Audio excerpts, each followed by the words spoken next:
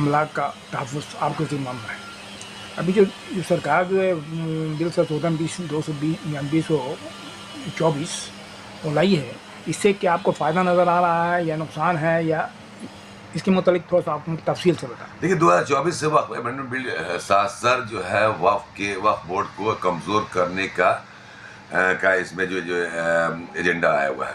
44 में से हमको ऐसा लगता है कि 15-20 तो एकदम ही इसको ओमिट कर देना चाहिए। हम लगातार एहतजाज कर रहे हैं और इसके लिए हम माननीय मुख्यमंत्री साहब वो सेंट्रल गवर्नमेंट का जो संशोधन जो बिल आया है, इसका मकसद क्या है? मैं ये मकसद सबसे बड़ी बात है कि कोई भी अमेंडमेंट बेटरमेंट के लिए होता है, ना कि वर्ष के लिए। बेहतर होता है, बदतर नहीं किया जाता, बेहतरी के लिए किया जाता है। तो इसमें अगर आप पावर ही खत्म कर दे रहे हैं, वक्फ बोर्ड के एक्ट को इस तरह से खत्म कर, लगता है कि वक्फ का वजूद ही नहीं रह पाएगा।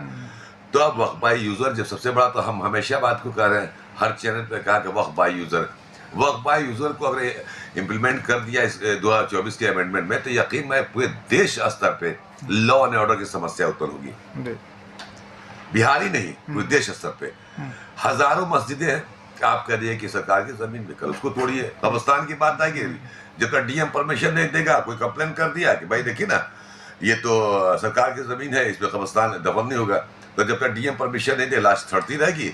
या फिर कॉमनल, इसे कॉमनल हार्मोनी का सवाल पैदा होता है। जुडिशरी को खत्म करके, यानी कि कलेक्टर को दे देना, जुडिशरी का पावर को कट साइज करके सीधे आप जो मतलब भेज हैं डीएम को। और डीएम तो आपका, देखिए डीएम जजमेंट नहीं दे सकता, एडमिनिस्ट्रेटिव सर्विस है। और जहां तक है ट्रिब्यूनल जो है वो जो फैसला सुनाता है जी। तो इन सारे वजूहात को देखते हैं, जहाँ भी अमेंडमेंट की बात आई, जहाँ पे अमेंडमेंट कर रहे हैं 24 के अमेंडमेंट के हम खिलाफ नहीं है। जो अगर लगता है कि इसमें कुछ सुधार करना तो सुधार कीजिए। तो सुधार करने के बजाय आप तो ऐसा कर रहे हैं, ऐसा लग रहा है कि वक्फ बोर्ड जो है तब लूट का अड्डा बना हुआ है, वक्फ बोर्ड का कुछ अहमियत नहीं है, दूसरों की जमीन कब्जा कर लेता है। हम अपनी जमीन बचा नहीं पा रहे हैं, हम दूसरों की जमीन कहाँ कब्जा कर पाएंगे? कब्जा तो उनको करना है। अब ये तो आपकी बात, किसको करना ना करना वो अलग चीज, अलग पहलू है। लेकिन ये कि एलिगेशन ये भी है ना कि वक्फ की प्रॉपर्टी, वक्फ बोर्ड जो है किसी की भी जमीन को कहता है, ये लोग कहते हैं कि किसी भी जमीन कहता है क्या कि ये वक्फ की प्रॉपर्टी है, जबकि ऐसा नहीं है। रजिस्ट्रेशन का पावर आप सीधा आप दे रहे हैं डीएम के पास, रजिस्ट्रेशन का पावर करने का मेरा है। जबकि हम इंक्वायरी करते हैं, सीओ से डीएमडब्ल्यू से इंक्वायरी करते हैं कि जो अपने एप्लीकेंट है उसने जो डॉक्यूमेंट्स दिया है सच में उसका है कि नहीं है, वहां से सत्यापित होकर आता है, तो फिर हम रजिस्ट्रेशन करते हैं। एक चीज़ और है कि जैसे बहुत से पुराने ज़माने में हुब्बा होता था, यानी कि ज़ुबानी वक्फ। अब ज़ुबानी वक्फ का तो यहाँ आपके पास कोई डॉक्यूमेंट्स नहीं है। वही तो मैं बार बार कह रहा हूँ कि ये देश स्तर पे विवाद का। अब जामा मस्जिद को क्या कीजिएगा? आपको बता दें, रसूल खुदा के टाइम में भी क्या हुआ, खाने काबा भी एक तरह से देखा जाए तो वो भी वक्फ ही है। हज़रत उमर फारूक के टाइम में भी वक्फ हुआ है।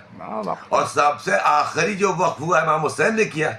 इमाम हुसैन ने करबला के मैदान में जंग होने से पहले कितना मुरब्बा याद नहीं है, 60,000 दिरहम में जमीन खरीदी, और जमीन खरीदने के बाद अली अकबर के नाम से, बेटे के नाम से, और उन्होंने कहा था कि हम लोग सब शहीद हो जाएंगे, लेकिन बनी इस्राइल के लोगों को बना के कहा कि देखो इसके बाद क्या आपको ये हवाले कर रहे हैं, और तीन चीज पे ध्यान रखना। इमाम हुसैन ने क्या कहा कि हमारे मरने के बाद से हमारे जो मेहमान आएंगे 3 दिन रखना, खिदमत करना, वक्फ करके गए वहाँ पे। हम मर जाएंगे तो हो सकता है कि तुम लोग कोई दफन कफन नहीं हो तो मट्टियाँ आके बच्चों को भेज देना, बच्चे जो है मट्टी से बना दे। मैं इस तरह का 3 उनको ने वसीयत किया था, और वहाँ से वक्फ किया। तो वक्फ का तो 1400 वर्ष का इतिहास में रहा है। वही आप जो कह रहे हैं हिबा की बात कर रहे हैं या जमानी वर्बल की बात कर रहे हैं, हिंदुओं में भी हुआ है कि भाई मंदिर बन गया, बना दिया। तो ये सब देखिए एक तरह से मुझे लगता है कि शगुफा छोड़ा गया। और सरकार किसी के भी हो, वक्फ जायदाद मतलब मुगलिया सल्तनत भी आया चला गया, अंग्रेज़ आए वो भी चले गए, आप आए हैं, इसके पहले भी कांग्रेस थी, आप आए हैं, और सरकार तो बदलती रहती हैं, लेकिन हमारी ज़मीन जो नहीं बदल रही। बिल्कुल सही।